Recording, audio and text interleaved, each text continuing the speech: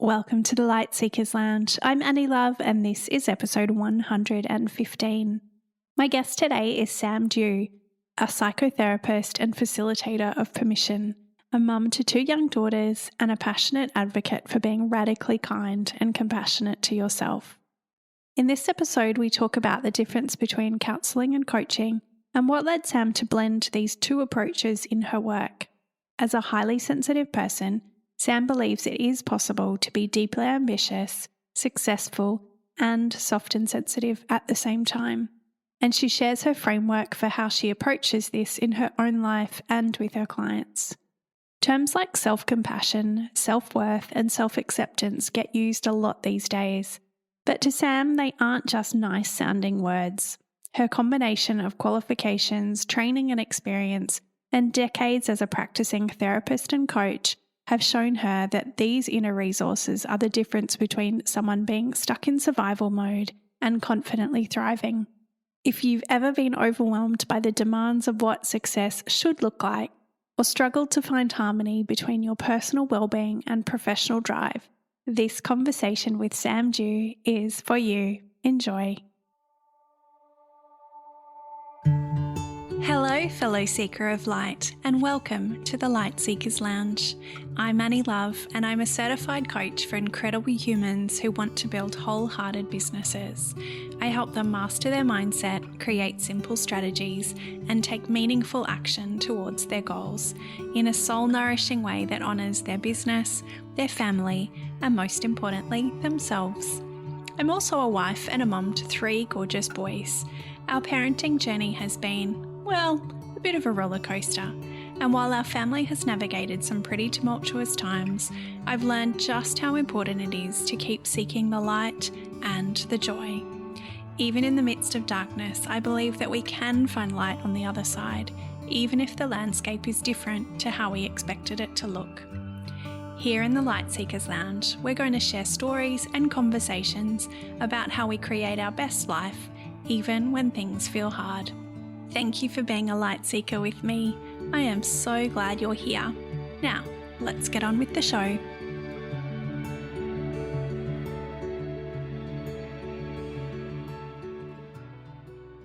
Sam Dew, thank you so much for coming into the Light Seekers Lounge today. It's so lovely to have you here. Oh, I'm so excited to be here. Thank you, Annie. Pleasure. And I know you just said this recently before we started recording, but, I do feel like I've known you for a really long time, and yet we've never actually had a conversation face to face. I really can't remember when I started following you on socials and started listening to your podcast, but It's a bit surreal, isn't it, when you feel like you know someone so well, we've never had a face-to-face conversation. I know we've had a lot of beautiful, deep and meaningful chats in the Instagram DMs. So, we have. but I don't know exactly how it started. Yeah, I'm thinking I probably started following you through Ellie because I know you've worked with her and so have I. She's responsible for a lot of beautiful connections in my life. So Yeah, I'm the same. Yeah, and probably like during one of my launches or something. Yeah, I yes. think that's when I'm like very visible online, and that, and often like sometimes when you're, in that mode where you're like trying to find people that might want to work with you, sometimes you get no's, but I always say there's usually a beautiful silver lining that I've often made some really good friends who who weren't interested in permission granted, but who I just really connected with, and we have enjoyed having like really beautiful conversations and connections ever since. So yeah, absolutely. yeah. So tell me, how would you describe yourself? Yeah, this was an interesting question because I feel like as women, we tend to define ourselves by our roles. Like I'm a mum and I'm a business owner, and it's like, how do you describe yourself without using those words? I would say for me, the way I would describe myself, I'm highly sensitive. So I'm someone who feels things very deeply. So when life is going really well, or I'm feeling really good, I'll feel the highs, and I'm like such a joyful, bubbly person in that way. But if things are hard or I'm feeling kind of low or flat, then I really feel those very deeply too. And I'm someone who finds it really hard to kind of hide my feelings. So I've often been told that I wear my heart on my sleeve, which is kind of a blessing and a curse depending on who I'm with. I'd also say, I was a social worker from like the age of 21. So it's always been an innate part of me to be caring and to be serving others. Like it's what's probably gotten me through really hard times in my life, is that I've always had that thread of like service to others. So technically I am a social worker. I'm also a psychotherapist. I'm a life coach. I'm a lover of lyrical dance and romantic fiction. And I quit coffee a couple of years ago. So I'm an avid chai drinker. And I'm also a mum to two girls, an 8-year-old and a 2-year-old. Beautiful. Love that. You are a trained counsellor and psychotherapist. What led you to adding coaching to that toolkit? I feel like there's a bit of a story there, like in that I started my psychotherapy private practice when Emily, my eldest, was 1. And I didn't want to go back to working. I used to work at like a not-for-profit, doing counselling, and I love the clients, I love the work, but the organisation was quite stressful to deal with. Mm. And so I decided I wanted to do the work I loved, but for myself.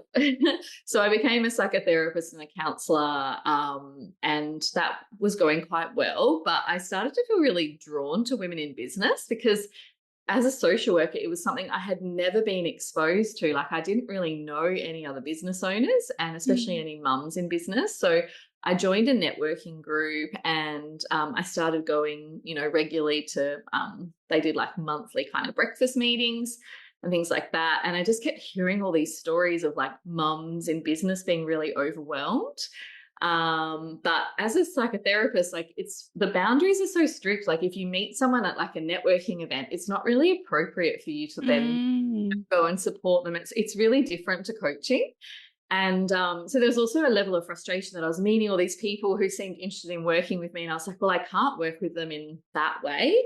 And then, yeah, I also think it was around that time that I kind of connected with Ellie online and realized that she lives like 2 minutes down the road from me.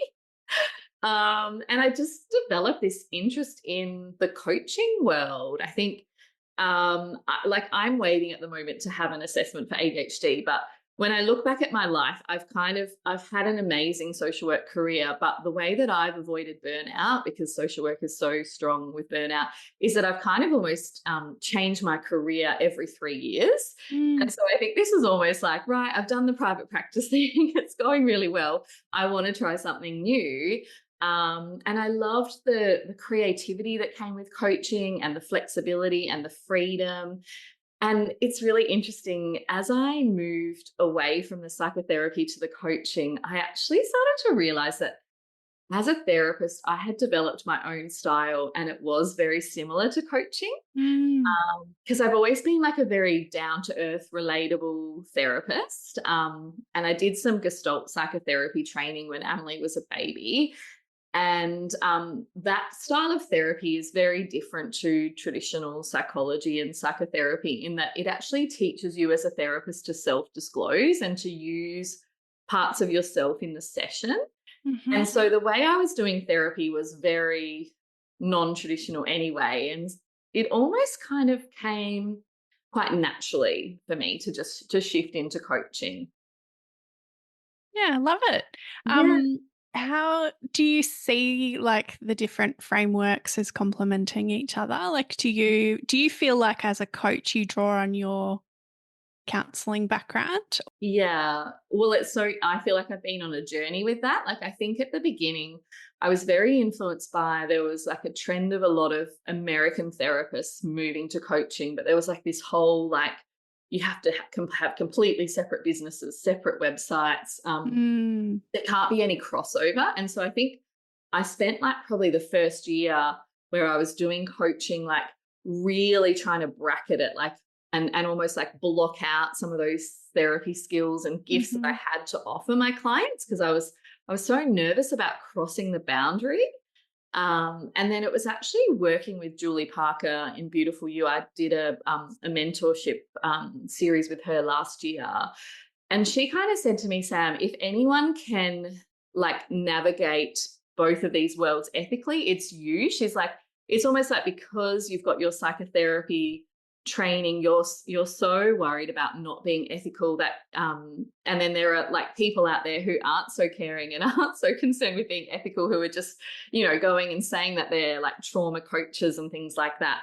Mm, So and then yeah, I guess I started to look at other countries and the way they were doing it. And yeah, it's tricky because there's no like black and white rules for me to follow or guidelines, but I really try to think about when I meet someone, I'm like, do they need therapy or do they need coaching? mm, If they need coaching, they can still have the best of both worlds from me. I feel like if there's something that they need to unpack from their early life, or if they have had some kind of trauma in their life, that I've got the skills to kind of hold that.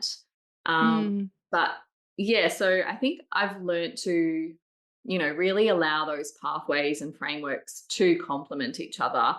But at the beginning, I feel like I was trying to it was almost like I was trying to separate parts of myself mm, and mm. I blend them. So I kind of call it like clinical coaching. It's like coaching, but there is an element of sometimes going deeper into the therapy of things, you know, if my client gives me consent to go there. Yeah, that makes sense. Do you Yeah. have an easy definition? Like if people come to you and say, what's the difference between a counselor and a coach? Do you have an easy definition that you would I don't think there is suggest? an easy definition. I think everyone's going to disagree. Everyone's, to be honest, it's Fair like enough. sorry, not sorry kind of thing. But I do think that for me, coaching is about you desire change in your life, and you want someone to walk alongside you and support you to kind of reach those goals.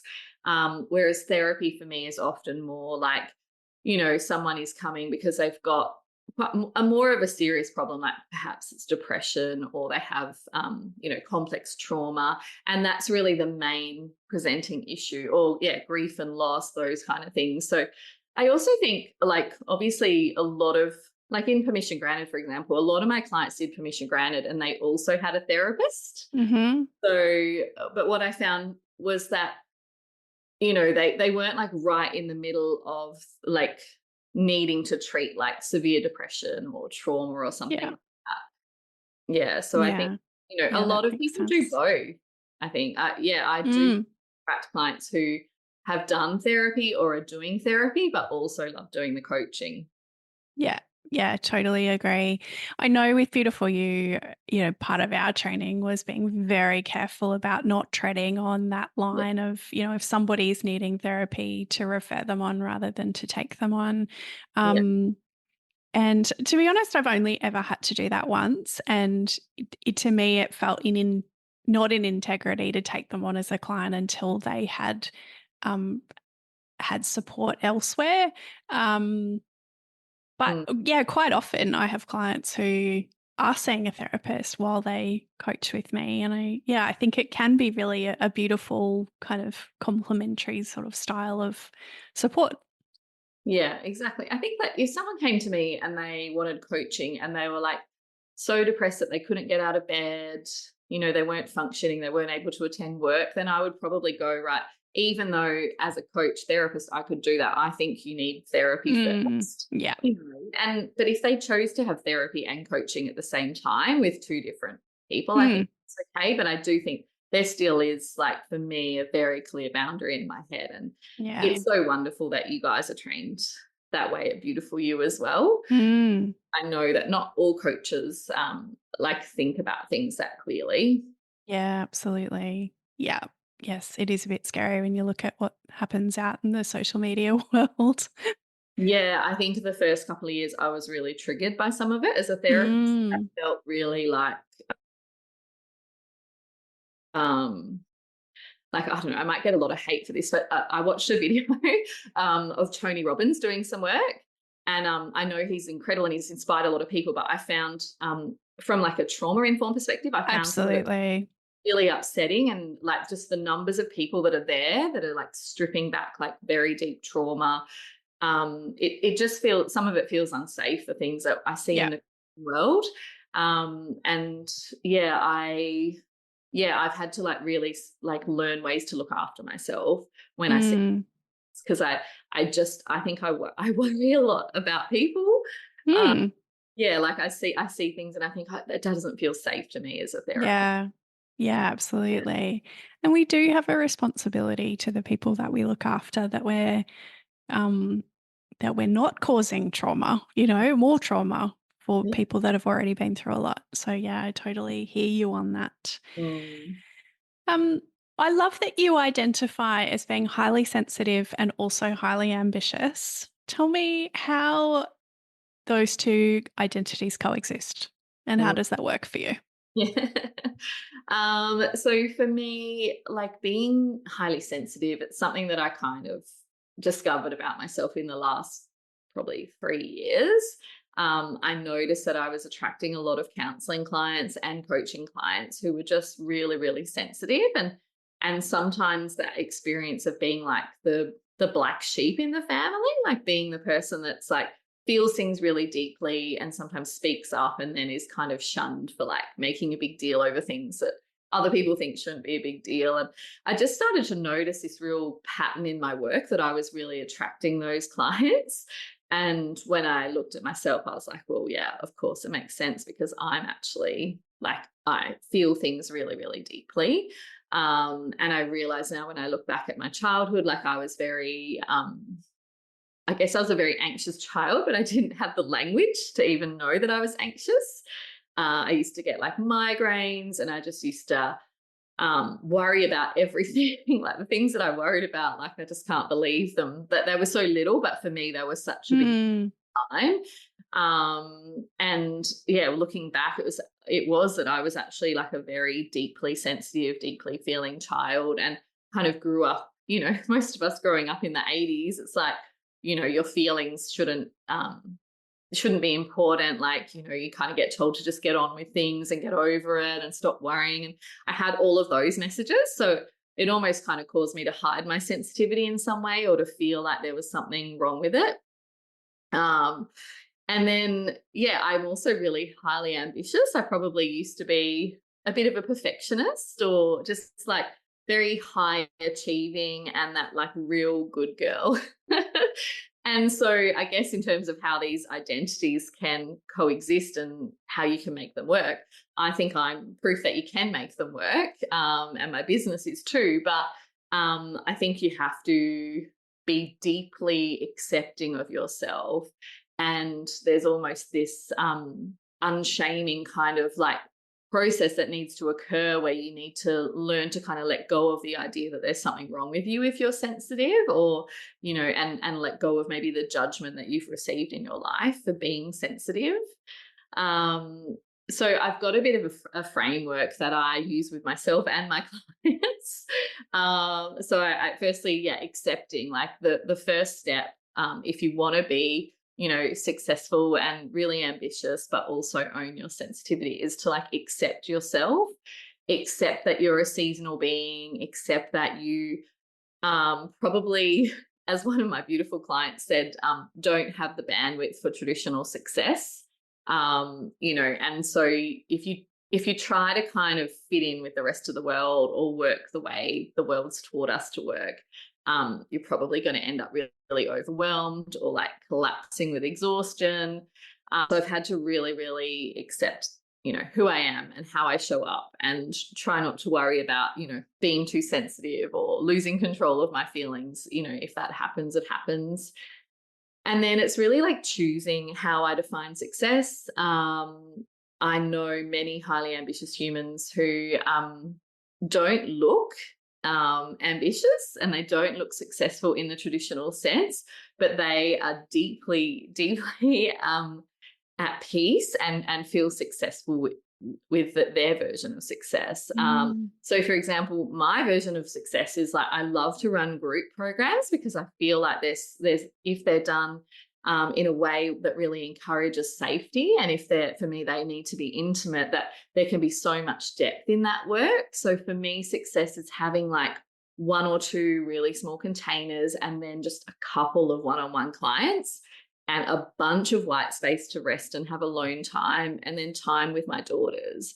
And to another business owner, that might be like, oh, well, you're not striving for like the 7-figure business, or you're not, you could be doing so much more and being so much more successful. But that would probably come at a cost for me of because I can get overwhelmed easily, and because I need a lot more downtime than some people, that would come at a cost and it wouldn't feel like success to me. So I think choosing how you define your success, and also choosing the stories you tell yourself about sensitivity, that finding a way to learn to celebrate the success. Like I've had, I shared this example earlier. I think that my friend said that I wear my heart on my sleeve, but that was actually one of the reasons that she felt drawn to me and wanted to be friends with me. Some people will just be like, oh, Sam's too much, she's too emotional for me, and that's fine. But the people that are drawn to me actually really love my sensitivity, and I believe that it makes me a better therapist and a better coach as well. So making sure, if you are highly sensitive and ambitious, making sure that you're choosing the stories and the messages that you're giving yourself about your sensitivity. The third step is really communicating your thoughts, feelings, and boundaries. Sensitive people can often be so aware of how other people are taking them in, and they don't want to upset people. And so there can be a real avoidance of conflict, and that's where sometimes people pleasing can come into. So I've had to do a lot of work around really trying to be honest about my boundaries, even if people don't like them. And prioritizing rest and well-being, that's a huge one. I need a lot of white space. And the fifth step, that this is really important, I think, is that if you are highly sensitive and you're ambitious, you do need to learn that at times bracketing your feelings is okay, because it's definitely something in business that I've struggled with, where I'll get really excited about one idea and then all of a sudden the excitement kind of has fallen away. But if I actually commit to the program, I will probably end up still loving it,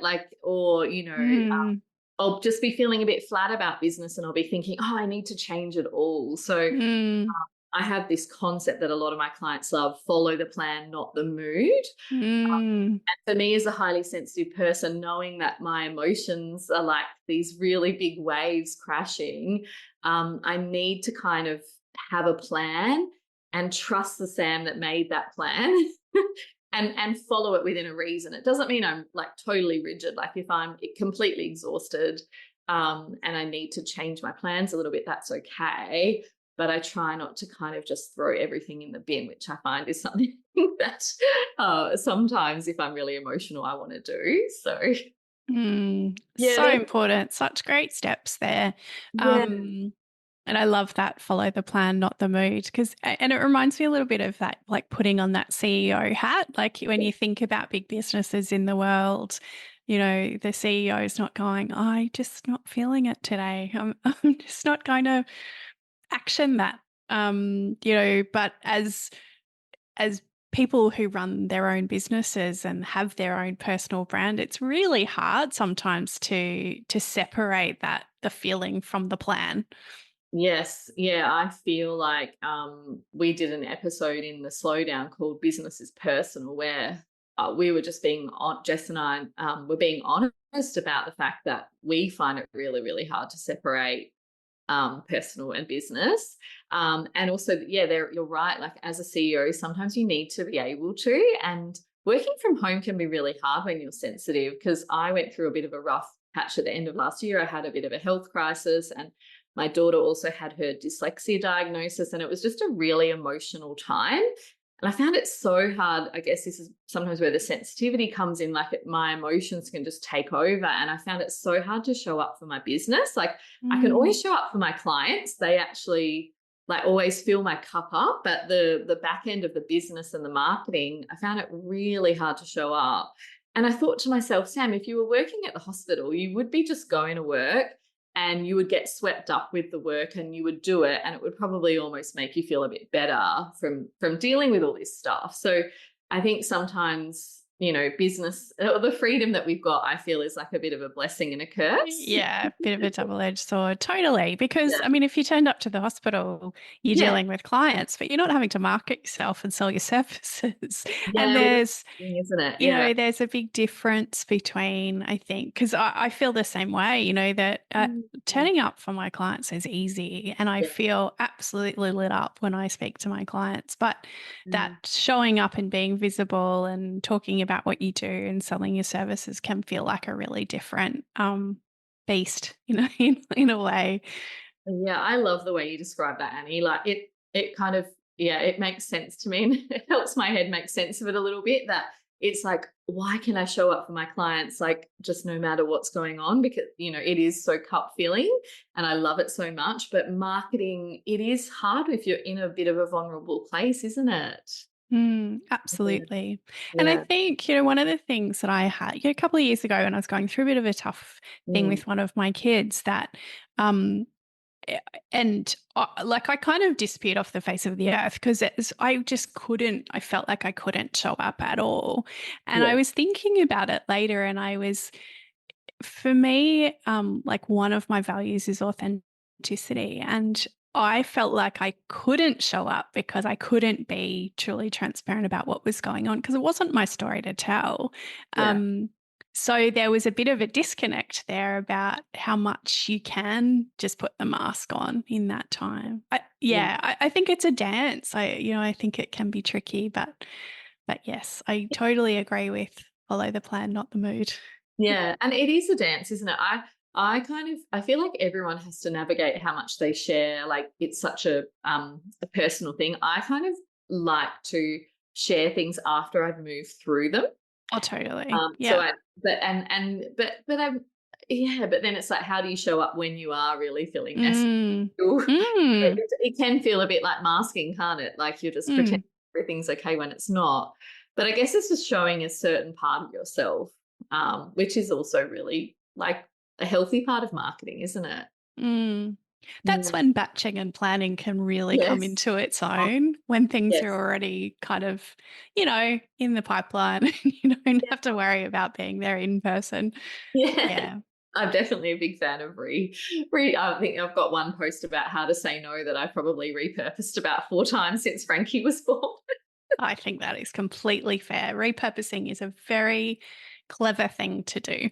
Yeah, I agree. Yeah. Um, you talk about yourself as a facilitator of permission, and your podcast is called Permission To. Why do you think women find it so darn hard to give themselves permission to do, want, or have the things that they desire? Yeah, this is such an interesting question. I really feel like our inner world is so deeply shaped by our early childhood and the patriarchal systems of the world around us, and the messages that we're taught are often, women come last. You should sacrifice yourself, and put others first. Like we'll often have experienced like mothers who yeah, like were always kind of struggling, or not prioritizing themselves. And so then it's almost like, to give yourself permission, you have to unlearn all these things that you've been learning your whole life, which is why sometimes it takes a lot of practice and a lot of repetition to change. Like, you think, okay, I want to be more compassionate to myself, or I want to start prioritizing myself. In many ways, like practically, that sounds really simple, right? But there's actually so much unlearning to do. Mm, yeah, absolutely. Mm. I feel like Lisa Corduff's been a really good mentor for me in that regard, and I remember her talking probably just in a podcast about what how we're role modeling. Mm. So if it was like if you are older and looking at your daughter being as um of service and self-sacrificing, how would go what kind of advice would you give her? And I think when I started thinking about what I was role modeling to my boys about the fact that I would give up whatever so that to put their needs first, it was like, actually, I'm not sure that that is the right thing to be doing. Um, I think I agree. Like one of the most proudest moments I had as a mum was when Emily was 3 and she said to me, "I want to be like you when I get older." And I was like, "Oh, what do you mean?" And I thought she meant like, I'm this business owner. But she's like, "Oh, you're always dancing and singing and happy and you go to dance mhm, classes." And because I was doing my dance classes back then. And it just hit me. I was like, whoa, like that is what I want to teach her, that um, absolutely. yeah, that mums can still do things for themselves and they can have fun and yeah, that's something, that it's not all about just always working hard and proving yourself and going really fast at life to succeed. That it's also about like being in the moment and nourishing yourself and slowing down. Yeah, absolutely. Yeah. No, I mean, as they say, that kids don't really listen to what we say, but they see what we do. So it's important to think about how we are showing up in the world. Yeah, exactly. Yeah. And you're never gonna get it perfect either. Like I Oh, would say that absolutely. When Frankie was born, my dance classes stopped happening and like life got a bit more chaotic for a while. But I feel like I'm always gonna keep coming back to that permission piece of like continuing to give myself permission and continuing to try to go back to my dance classes or do other things that bring me joy, even when it feels messy and hard. Mm, yeah, absolutely. And I think you're right. There's so much unlearning to do. Um, but it's also about, kind of looking after everybody else from a place of fullness, like having a full cup that overflows into them rather than Mm, it being them first. I yeah. remember having this really vivid memory of like driving down one of the main roads and being really snappy with my kids and Mm, thinking, oh, I'm quite tired. Do you mm, know, I think this snappiness only happens when I'm feeling really tired. And yeah. I was like, oh, like it was just like this light bulb moment where I went, I actually need to look after myself so that my nervous system is calm so that then I am a happier mum. Yeah. Yeah, happy. Like if you fill your cup up, if you feel rested and if you're looking after your needs, I think it's all about getting our needs met, really, when we think Mm, about mission. If you're getting your needs met, then that benefits everyone around you, yeah. like your partners, if you're working somewhere or your clients, it benefits everyone. Absolutely. Everybody wins when we look after ourselves, Mhm. Yeah. but we don't often look at it that Yeah. way. Yeah. And I think something I wanted to add is that, from a psychological point of view, our brains like really don't like change. They want to keep us safe. And so if we've always believed something, like if we've always believed that, I should come last or I need to work hard, then it's really, really hard to change that. And so I think giving yourself a lot of compassion and grace on your journey with permission Yeah. is important. Yeah, absolutely. Yeah. Because we don't know what we don't know. And so we can only start today in making those little tweaks and changes. But yeah, Mm. yeah, absolutely. Compassion is definitely the first step. Here is a question that I ask all my guests. How do you find joy when life feels hard? Yeah, I love this question. I was thinking for everybody, we will have an inner knowing or an inner wisdom that like eventually it will pass and that you might even look back at that time and miss an element of it.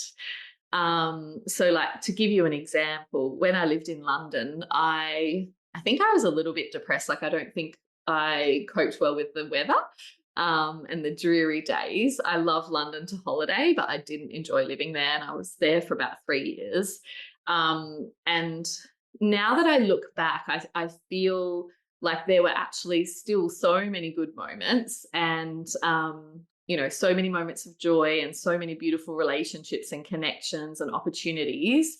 But because I was kind of looking at it through those like gloomy spectacles that we can Mm, look at the hard times with, I didn't appreciate it. And I can almost like look back at my life and see that pattern in lots of stages of life where I really focused on the hard or I really focused on what I didn't have in life that I wanted. And then I look back at it and go, oh, actually, that time in my life was really great. Like, so for me, this is like an inner knowing or an inner wisdom of my own, to know that even in the hard times, there'll probably be some kind of magic and presence and connection that I'll miss when I look back. Mm. Yeah, absolutely. And it is a good reminder too of just that being present in it and Mm. finding that joy when we're there, even if it feels hard. Yes, exactly. Yeah. And I think sometimes like go to the dance class, even though you really don't feel like it. Absolutely. Need to write on Absolutely. my I went to dance last night, even though I had quite a stressful day yesterday. Mm, And I was so glad that I went. But like all day I was like, oh no, you shouldn't go today. Like, you have yeah. a good day. So it's Yeah. like, do the thing that brings you joy, even though it probably feels really hard right now to do it. Totally. I remember I think it was last year sometime, my sister had a last minute kind of, or the day before, invited me to go and see 9 to 5 at QPAC at the theatre. Yeah. And it was a wintry day and I was like, I just really don't feel like it. And my husband was like, you really should go. I was like, okay. And I went and it was like the best night. We just had such a great time and it was such a great show. And I was like, yes, this is why we need to do things that feel stretchy and uncomfortable because at the end of the day, they end up being fun. Yeah, that's such a great example. My husband's always telling me if I don't want to go to something, you should go. You'll come home really happy. Mm, It's like sometimes definitely. we need someone else to just remind us. Absolutely. How do you look after yourself? What does self care look like for you in your life? Yeah, well, look, I think I touched on this earlier with my high sensitivity. Like, I can't jam lots into a day or a Mm, week. I need a lot of white space. I need a lot of downtime. I think, looking from the outside in, like, sometimes it probably looks a bit like I'm being lazy. Or, I'm sure some people would be like, oh, Sam could do more. But I know myself really well, and I know I'm so much more creative. I'm so much more present. I'm so much more joyful if I just have enough time to myself. And because I mm. am looking after my toddler Frankie, like I'm only part time in my business, so I make sure that I use some of my childcare hours to actually look after me. I don't just fill it all with business stuff. It's a very good plan. Love Yeah. it. Yeah, I think so. I know it's interesting. I feel like a lot of women, we feel like we can't, like we only should have help with our children if we're working, Mm, but I really don't believe that to be true or helpful. no, absolutely. I totally agree. Yeah. I have a Mama Love mixtape playlist on Spotify full of spirit lifting songs. What song can I add for you? Yeah, I have to go with Kate Bush, Wuthering Heights. And it's funny because I don't know, I just love like, emotive songs. It's the kind of song that you can do, make up like a lyrical improvisation dance. I It want to see a video of this dancing just to Wuthering Heights. But the thing is, I have loved her for like, I don't know, 10, 20 years, but she got really popular last year. That TV show came out. I can't remember what it's called, but it just, she went from being kind of probably quite unknown with like teenagers and people in their 20s to being like really, really hip. So it's like, oh, wow, I like someone who's popular again. Love it. Yeah. Oh, yeah. I can't even remember where that came from. But Yeah. yes, it did appear on TikTok a lot after that, I think. Yeah. It was that TV show that was kind of scary, 80s. Oh, yeah, yeah. What's it Stranger called? Things? Yeah, Stranger Things, yes. Okay. Got it. Stranger Things brought on like a whole Kate Bush like Mm, finalization, but I've always been a big fan of hers. So yeah. yeah. You liked her back when, before she was cool. Yeah, I liked her before she was cool. That's my What are you working on at the moment? What's coming up? well, so Jess Miller, who is my business bestie, and we are currently enrolling incredible business owners into the next round of Slow the Mastermind, which is kicking off in April. So this is a really incredible mastermind. I don't think there's anything like it out there, because we've got Jess, who's an incredible somatic strategist. And she is just so good at helping people, really make their businesses more profitable, and but also simplifying them and just being really strategic. And then you've got me, a psychotherapist, a coach who can go really deep and really support you to kind of nurture yourself while you're navigating that messy, vulnerable stuff that can come up in business. And so we've really kind of woven the strategy and the embodiment together so that you're supported as a whole. Your whole self is supported in the mastermind and through all seasons. So yeah, if you're interested, I think that there are some details in the comments, but yeah, we're kicking off around the middle of April, and we've just got a small handful of spaces left. Beautiful. It's a 6-month mastermind. Yeah, it's a 6-month mastermind. I think this will be the next year will be like a 10-month one. Like it's going to be kind of year long, but this is the last round is 6 months. Love it. I think it's such a beautiful melding of your skills to have slow, to me, it just kind of embodies what you are, or how I see you on socials, with that highly sensitive but ambitious and, supporting women. And I imagine that there are a lot of us out there who do feel that way, that version of success is different to the, I did a multi-6-figure launch or a 7-figure turnover. My version of success is the being at home when my kids get home from school, or taking them to school and being around for school holidays. And so, and supporting my nervous system. And I imagine there's a lot of people out there who feel very similarly. So I love it. Yeah, it was definitely, I just felt like a lot of women I was working with were business owners, and I was supporting them within all the inner work, but I didn't feel like strategy was necessarily like my strength. Obviously been in business for long enough now that I actually do get a fair bit of strategy, but I really wanted to pair up with someone who I know would be incredible with that. So yeah, that's how it came about. I kind of said to Jess, look, I've got so many clients who like need support in their inner worlds for their business, but also need the strategy. And you're so right. I think there are many women out there like us who just, we have our own definition of success. Yeah. I love it. What a great combo, you and Jess Miller. Yeah. Awesome. How do we find and follow you and the mastermind? Yeah, you can find me on Instagram. I hang out there and I love to have chats in the DMs. So please send me a voice note if you've listened and you want to chat, because it's my favorite way of using Instagram.